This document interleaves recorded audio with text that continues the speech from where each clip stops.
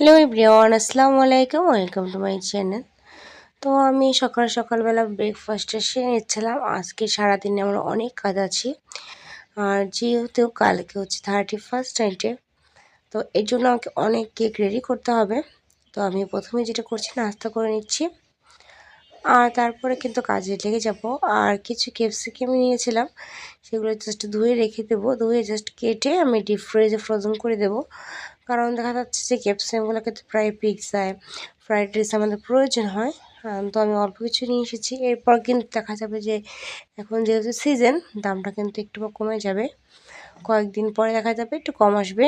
তো আমি বাজার থেকে টমেটো আর ক্যাপসিকাম নিয়ে আসছিলাম। তো সেগুলো জাস্ট ধুয়ে রেখে ভালো করে ওয়াশ করছিলাম। ওয়াশ করে জাস্ট পানিটা ঝরিয়ে রেখে দেবো।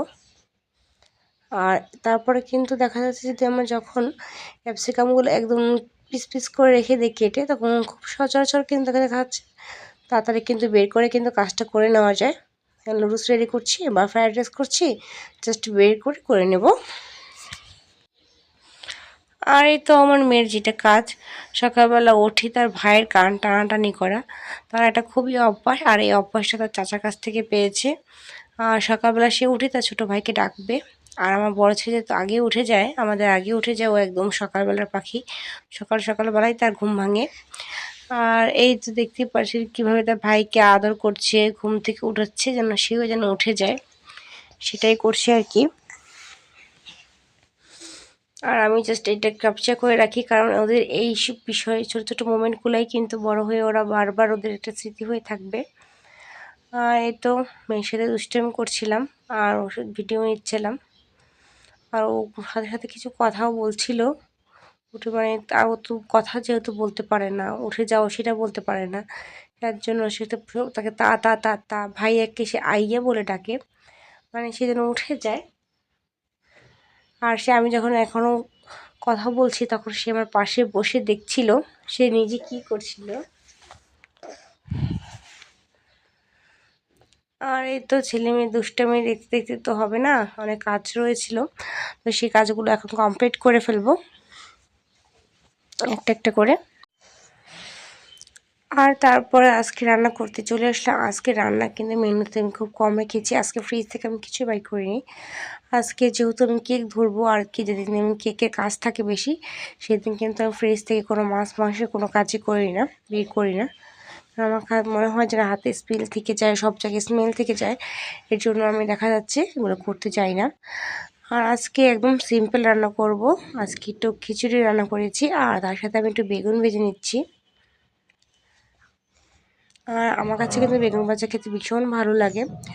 আর এই পাশ থেকে দেখতে পাচ্ছেন আমার একদম ঝরঝরা খিচুড়ি কিন্তু রেডি হয়ে গেছে। আমার ছেলে একটু ঝরঝরা খিচুড়ি পছন্দ করে। আর এখান থেকে ভেষণ দিয়ে কিন্তু আমি কিছুটা ফুলকপি পকোড়া করে নেব। আর এখানে বেসনে ডিপ করে ফুলকপির পকোড়া খেতে কিন্তু ভীষণ ভালো লাগে, এটা আমার মোস্ট ফেভারিট, এবং কি আমাদের ঘরে সবাই পছন্দ করে।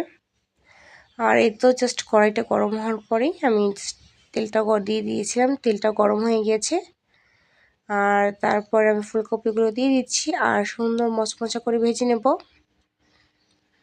আর এই তো খাওয়ার টাইম হয়ে গেছে, আমি জাস্ট নামাজটা পড়ে খেতে বসে গিয়েছি। তার ফাঁকে কিন্তু আমি অনেকটা কাজ করেছি। এবার কিন্তু কেকের কাজটা কিন্তু আমি বেশি ক্যাপচার নিইনি। আর এই তো ফুলকপির চপগুলো, আর আমি কিন্তু প্লেট একটা বেড়ে নিয়েছি আমার জন্য। আজকে কিন্তু অল্প করব করে অনেক কিছু করে ফেলেছি। আর যে ফ্রিজে দই ছিল, তা একটু দেখা যাচ্ছে একটু খাবো। আর দই দিয়ে আমি কী করব চিন্তা করছিলাম, তারপর জাস্ট বোরহানি করে নিলাম। আর যেহেতু পুদিনা পাতাও ছিল, দই আর পুদিনা পাতা থাকে, তাহলে কিন্তু মাস্ট বি আমার এই বোরহানিটা খেতেই হবে। আর এই তো দুপুরে খাবার লাঞ্চটা আমি করে নিচ্ছি, বাচ্চাদের খাইয়ে নিয়েছি, এখন জাস্ট আমি খেয়ে নেব। আর আমার মেয়ে কিন্তু আমার এখনও কোলে আছে, যেহেতু অনেক ছোট। আর এই তো খাবার খাচ্ছি, আর ভিডিওটা ক্যাপচার করে নিয়েছিলাম। আর সেই আমার এত পরিমাণ কাজ ছিল। আর দেখা যাচ্ছে পরের দিন আমাদের 31st নাইটে কিন্তু পার্টিও ছিল আমাদের। তো একে মিলে অনেকটা কাজই কিন্তু একসাথে জাস্ট জমা হয়ে গিয়েছিল। তো এই জন্য আমি চেষ্টা করছিলাম যে আগে একটু সব রেডি করে রাখবো, যাতে আমার 30% সমস্যা না হয়। যেহেতু আমরা একটা ফ্যামিলি পিকনিক করার প্রোগ্রাম করেছিলাম, যেহেতু ভাই বোনরা একসাথেই আছি, সবাই মিলে একটা ফ্যামিলি পিকনিক করব। আর এই জাস্ট আমার খাওয়া দাওয়া আমি সেরে নিচ্ছি। আর সকালে যেহেতু খুবই হালকা পাতলা খেয়েছিলাম, তো এটা আমার দুপুরের জন্য একদম পারফেক্ট ছিল। আর আমার কাছে পকোড়া খেতে খুব ভালো লাগে, বিশেষ করে রোজার সময়। রোজার সময় কিন্তু আমি পকোড়া ছাড়া ইফতারি করতে পারি না, আমার এমন অবস্থা। আমি কিন্তু মুড়ি মাখা এগুলো খাই না, কিন্তু আমার পকোড়া শুধু শুধু খেতে ভীষণ ভালো লাগে। আর রাত্রের জন্য একটা সিম্পল খাবার তৈরি করছিলাম। আমার কোফতা ছিল ফ্রিজে, এটা হচ্ছে আপনার চিতল মাছের কোফতা। ওর বাবা বড় একটা চিতল মাছ নিয়ে এসেছিল, বাট এত মাছে এত কাটা থাকে, এই মাছ কিন্তু কোফতা ছাড়া খাওয়া সম্ভব না যদি ঘরে বাচ্চারা থাকে।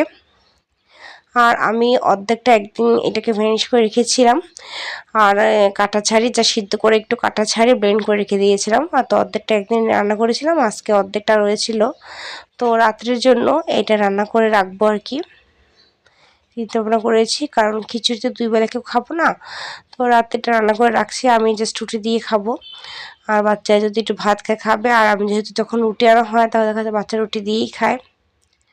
আর লাস্টে আমাদের রুটি দিয়ে খাওয়া হয়েছিল, আর ভাত যা ছিল সেটা কিন্তু রাতে কেউই খায়নি।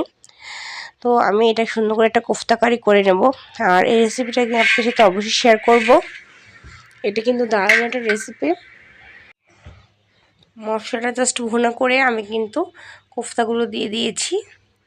আর খুবই সিম্পল ওয়েতে রান্না করা হয়, আর খেতে কিন্তু দুর্দান্ত হয়। কিন্তু একটু বানাতে একটু তো কষ্ট হয়, যেহেতু এটা কোফতা কারি হয়। আমি একসাথে একটা মাছ করে নিয়েছিলাম। আর এই তো দেখতেই পাচ্ছেন কত সুন্দর কালার আসছে, খেতেও অনেক বেশি মতো ছিল। আর আমার মেয়ের অবস্থা দেখেন, আমি ওর বাবার সাথে কথা বলছিলাম, আর আমার চাটা পুরো বসে বসে খাচ্ছিল। সেটাই আমি জাস্ট একটু ছবিটা ক্যাপচার করে রেখেছিলাম। এই তো রাত প্রায় বাজে 12:30 মতো, আর আমার এই 4টা কেক রেডি হয়ে গেছে। তারপর আমি আরও 2টা কেক রেডি করেছিলাম পরে। আমি 6 থেকে 7টা কেক রেডি করেছিলাম, আর এইটা ছিল আমার অর্ডারে 31st নাইটের কেকটা আমার অর্ডারে। আর আমি কি দোকানের সমস্ত কাজ করে দিয়েছি, আর আমার ভাই দোকানে ছিল, আমার কাজিন আর কি। আর এই তো আমি এইগুলো রেডি করতে তো রেডি এসেছি। আর এগুলো ছিল গ্রিল চিকেন। আমি গ্রিল চিকেন খাবো, আপুদেরকে বলেছি যে গ্রিল চিকেন করবো, আর চিকেন ফ্রাই করতে চেয়েছিল। বলছিলাম না, যে ছাদে বসে আমি জাস্ট গ্রিল চিকেনটা আমি নিজ দায়িত্ব করে নেব। প্রায় অনেকটা মুরগি নিয়ে কিন্তু আমি এটা করেছিলাম, আর একা একাই বসে বসে করছিলাম। এটা মিনিট করেছিলাম সকালবেলা, খেতেও দুর্দান্ত ছিল। আর আপুরা নিচে বসে কিন্তু বাকি রান্নাগুলো কিন্তু কমপ্লিট করে নিচ্ছে। আর আমাদের কিন্তু ছাদে এই চুলাটা অনেক আগ থেকে, আমার মা কিন্তু প্রায় ঘরে যখন রান্না করতো এখানে বসে অনেকটা রান্না করতো ছাদে বসে। আর ছাদে আমাদের একটা কিচেন আছে, এখানে একটা আমাদের 2টা গেস্ট রুম আছে, তো এখানে একটা কিচেন বানানো হয়েছিল। আর এখন যেহেতু গেস্ট রুম 2টা ভাড়া দেওয়া হয়েছে, এখন আমাদের প্রয়োজন হয় না, যে যার রুম সেপারেটে চলে গেছে।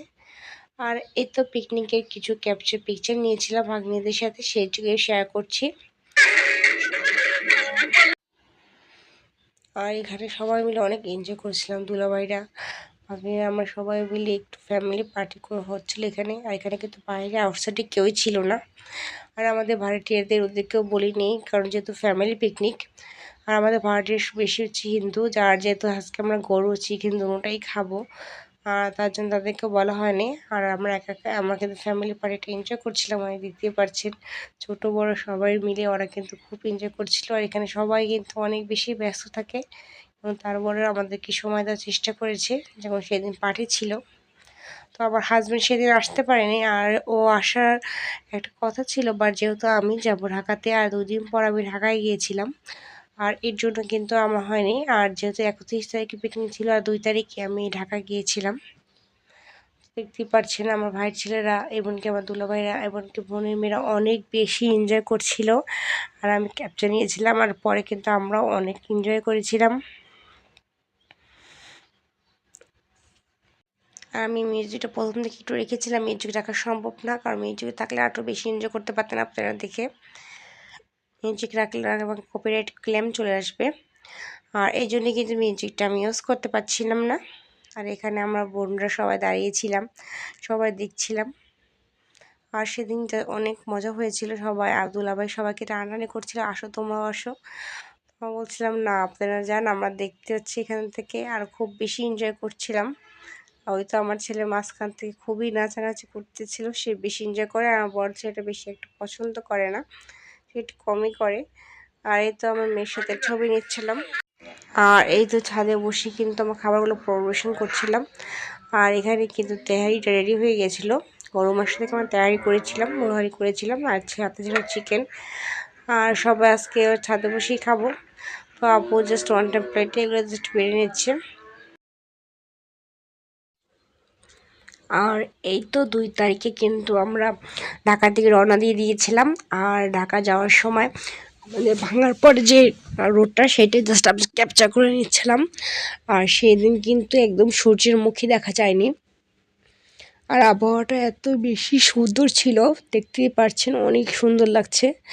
আর এখন ভাঙার পর থেকে আসলে বোঝা যায় এটা যে বাংলাদেশ, সেটাই বোঝা যায় না, এত সুন্দর রাস্তা, জাস্ট ওয়াও ছিল। আর যখন আমি এখান থেকে যাই তখন ক্যাপচার করি। আর এখন যেহেতু ঢাকা থাকা পড়ে না বেশি, দেখা যাচ্ছে বছরে 1 থেকে বা 2 বার গেলাম, তাছাড়া কিন্তু হয় না। আর এই তো আমি কি সুন্দর, দেখতেই পাচ্ছেন রাস্তাগুলো এত বেশি সুন্দর, মনে হচ্ছে না যে বাংলাদেশে আছি, এত ভালো লাগছিল। তো এগুলো জাস্ট ক্যাপচার করে নিচ্ছিলাম। আর এখানে কিন্তু আমার হাজব্যান্ড ছিল না, আর আমার মা, ছেলে, মেয়ে 3 জনে যাচ্ছিলাম ঢাকাতে। আর 3টা বাচ্চা মেয়ে কিন্তু আমার কাছে ছিল।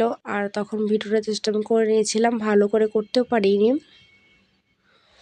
রাস্তাগুলো দেখেন জাস্ট ওয়াও ছিল। ভাঙা রাস্তাগুলো কিন্তু আসলে অনেক বেশি সুন্দর হয়, আমার কাছে ভীষণ ভালো লাগে। আর আমি যখন এই রাস্তাটা পার হচ্ছিলাম তার কিছুক্ষণ পরই দেখা যাচ্ছে যখন আমরা ফেরি পার হব, সরি ফেরি না, ব্রিজ পার হব আর কি, তখনকার ক্যাপচারটা, এটা হচ্ছে ব্রিজের ক্যাপচারটা আমি করে নিয়েছিলাম। দেখতে পাচ্ছেন চারপাশটা জাস্ট শুকিয়ে গিয়েছে, একটু কিন্তু পানি শুধু বালু দেখা যাচ্ছিল, নদীটা এত বেশি শুকিয়ে গেছে।